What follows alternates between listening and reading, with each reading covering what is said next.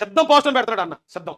మరి దేనికి సిద్ధం నాకు అర్థం కాలేదు. కానీ మీరు ఈ పోస్టర్ చూడండి ఒకసారి, ఇతను ఒక్కడే ఉంటాడు ఆ పోస్టర్లో, ఇంకెవ్వడు ఉండడు. ప్రతి ఏరియాలో ప్రతి గ్రామంలో పెట్టారు ఈ పోస్టర్. నువ్వు ఏ ప్రాంతంలో పోస్టర్ చూసినా జగన్ ఒక్కడే ఉంటాడు అక్కడ. ఏంటంటే అది ప్రజాస్వామ్యానికి అది కరెక్టేనా? వైసీపీలో నాయకులు అడుగుతున్నాను. నేను తెలుగుదేశం పార్టీలోకి వెళ్ళి కరెక్ట్ సంవత్సరం అయింది మనకి. కానీ ఈ సంవత్సర కాలంలోనే పార్టీ ప్రోటోకాల్స్ అన్ని అర్థం చేసుకున్నాను నేను. ఏదైనా ఒక మీటింగ్ పెట్టాలంటే ఆ మీటింగ్ జిల్లా మీటింగ్ అయితే ఆ జిల్లా నాయకుడు, ఆ జిల్లాలో ఉన్న ఇన్ఛార్జీలు ప్రతి ఒక్కరు ఫోటో ఉండాలి అక్కడ. ఏ ఒక్కరు ఫోటో లేకపోతే మళ్ళీ మార్చుకుంటారు. ఎందుకంటే నాయకులందరినీ గుర్తించడం ప్రజాస్వామ్యం అంటే. ఎంతమంది నాయకులు కూడా గుర్తింపు కావాలి. నారా చంద్రబాబు నాయుడు గారు ఒక గ్రామానికి వచ్చాడు అనుకోండి, ఆయన ఒక గ్రామానికి వచ్చి జెండా ఎగరేయాలనుకున్నాడు. ఆ గ్రామ పార్టీ ప్రెసిడెంట్ కనుక లేకపోతే జెండా ఎగరేయట. నేను ఇక్కడ తెలుగుదేశం గ్రామ పార్టీ ప్రెసిడెంట్ ఉంటారు కదా, పిల్లలు ఆయన వచ్చేదాకా వెయిట్ చేస్తాడట. ఎంత గొప్ప ప్రజాస్వామ్యం అండి.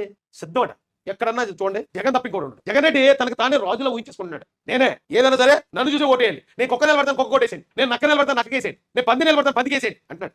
మరి అలాగే ఏతర ఓట్లు ఈ రాష్ట్రంలో ప్రజలు అతను ప్రబలతేటండి. కుక్కను పెట్టినా నక్కను పెట్టినా పందిని పెట్టినా గాడిని పెట్టినా మీరు ఓట్లేసి గెలిపించాలట. మరి అలాంటి జంతువులు ఈ రాష్ట్రంలో ఉంటే ఖచ్చితంగా జగన్ రెడ్డి మళ్ళీ సీఎం అయిపోతారు. మరి అలాంటి జంతువులు ఉన్నారా ఈ రాష్ట్రంలో, లేదా పౌరుషం కలిగిన ఆందోళనలు ఉన్నారని తెలియాలంటే 2024 ఎలక్షన్ కాదు.